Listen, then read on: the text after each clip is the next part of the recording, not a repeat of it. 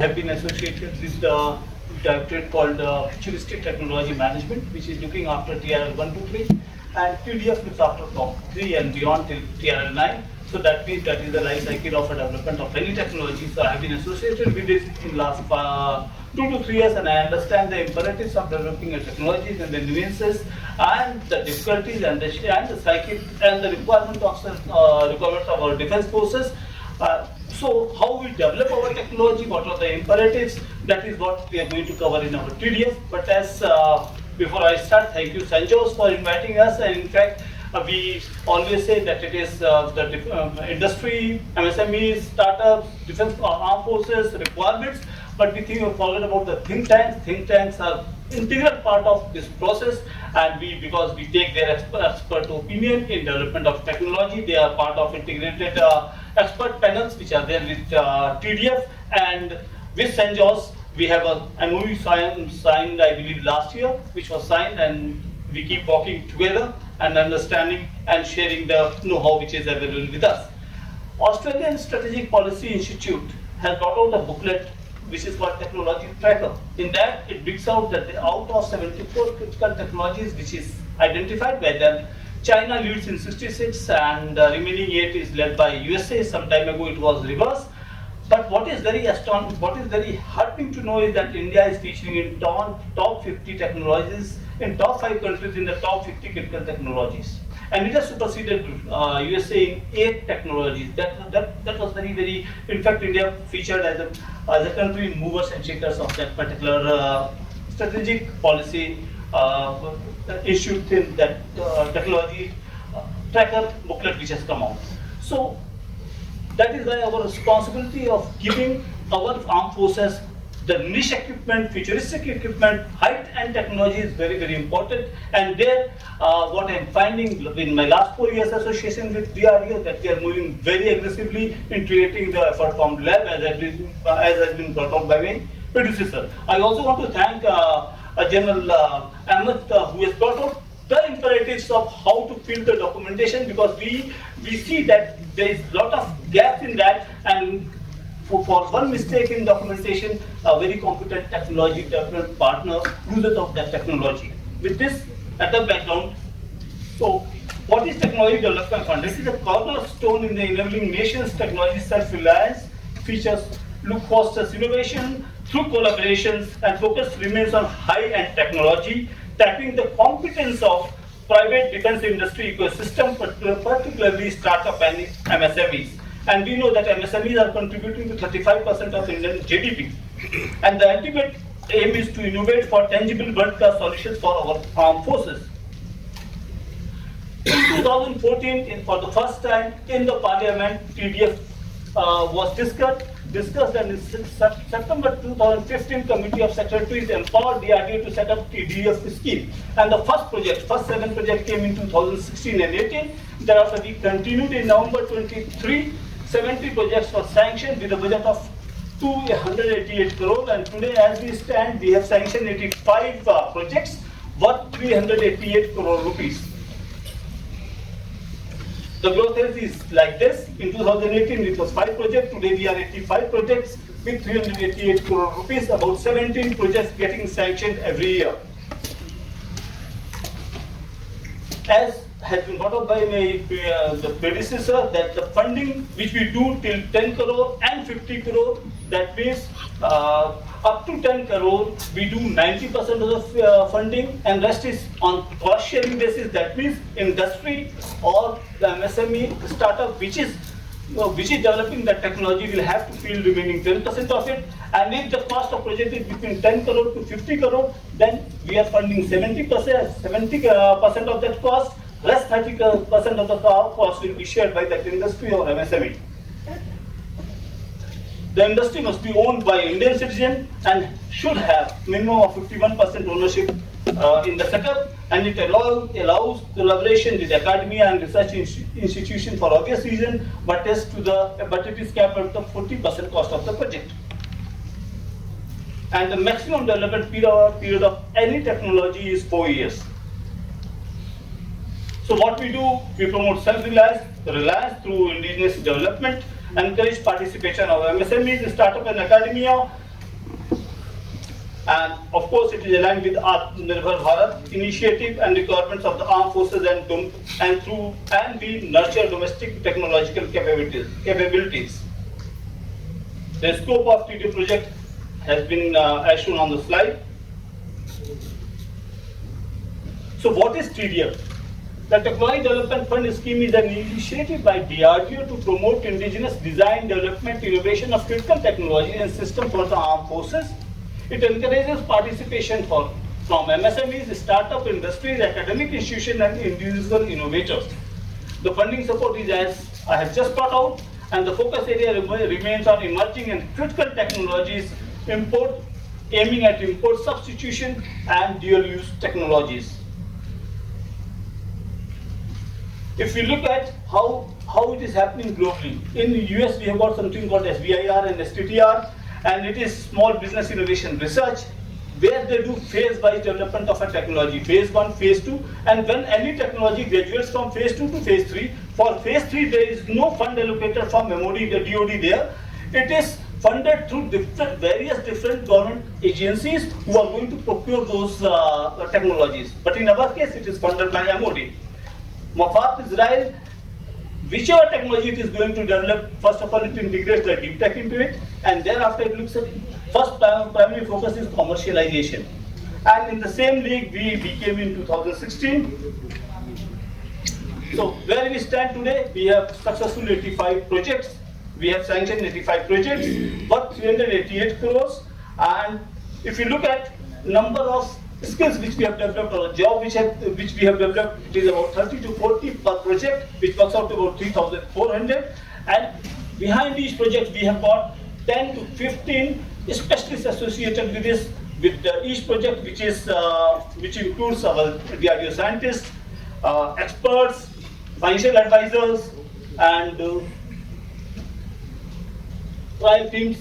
And about in this developing 85 projects, we have about more than 850 specialists associated with it. So the real impact is transforming innovative ideas into real-world solutions for a stronger, secure India. TDF also caters for deep tech project. 500 crores of funds have been earmarked for it, and 28 projects are associated with it. So any technology, the journey starts from TRL level 1 till 9. So TRL number 1 to 3 in DRDO, we have got under DGTM, there is called Directorate of Futuristic Technology Management, which is just through the DRCOs. From 3 onwards, the handholding is by TDF, because TRL 4, 5, 6 is value of depth, where we don't have labs for the interested industries to carry out the experimentation. This is where we hold the hand and fund them, so that the value of death is avoided, and then after we reach to 7, 8, 9, and where we demonstrate in prototype is developed and operational fitness is checked. As it has been rightly brought out by Wing Commander Chaturvedi in his talk, that anything which we are going for trial, the agency which is responsible for trial, that field unit, must be kept in picture at very, very initial stage. This is 5 minutes more. So there are very many agencies which is working for indigenization, innovation, and like it has been brought out by my predecessor, in DRDO we have got DCPP, and in Indian Army we have got ADP. General Man is there, he is involved in he is part of Empire Committee meeting also, and we interact very regularly with Army Design Bureau. Indian Air Force, I am from Air Force, I have seen that indigenization effort in all the BRDs. Right from 5 BRDs to rule or 3 BRD, lot of indigenization effort is going on there. In the Navy, there is a Directorate of Indigenization, and of course, IDEX projects to make 1, make 2, make 3, which is again a DDP project, and there is indigenization fund which is reserved with the DPSUs. The organization structure, just for info, under Chairman DRDO we have DGTM, under DGTM we have got Director TDF and Director DFTM, under Director TDF we have got School of Scientists and Service Officer, and of course those who are not visible are think tanks, industries, expert, armed forces, where we pull in together to develop a technology. Our stakeholders as shown on the slide. So there are answers to the bigger questions, but the smaller questions when anybody is applying for development of a technology. First of all, the problem statement for development of technology is given by Defence Forces, and on this we float the RFP, first RFI, thereafter RFP, and this RFP is to be responded in a very same manner as has been brought out by General Ahmed. It's very, very detailed. In fact, being a law officer, I was thrilled to hear his lecture. And so, as I told that this scheme, TDF scheme is a grant in aid to fund MSME and startups, and it is open to all industries who are MSMEs and startups. Indian nationalities must more than 55% of shareholding, and then companies, those who are debarred, blacklisted, of course, are avoided. And if there are any foreign collaboration, that is to be declared, but it should not be owned by a foreign national. Registration is very easy. Go on the TDF website, just register yourself. You have to give your mandatory certification. Funding has been already brought out. So during the process of development of technology, the payments are made on milestone basis. Each project has certain milestones, documentation, thereafter some development, second milestone, third milestone, there are maximum 5 milestones. Within 4 years, we have to achieve these five milestones, or all the milestones if it is lesser than 5, and then it is assumed or that the technology has been developed.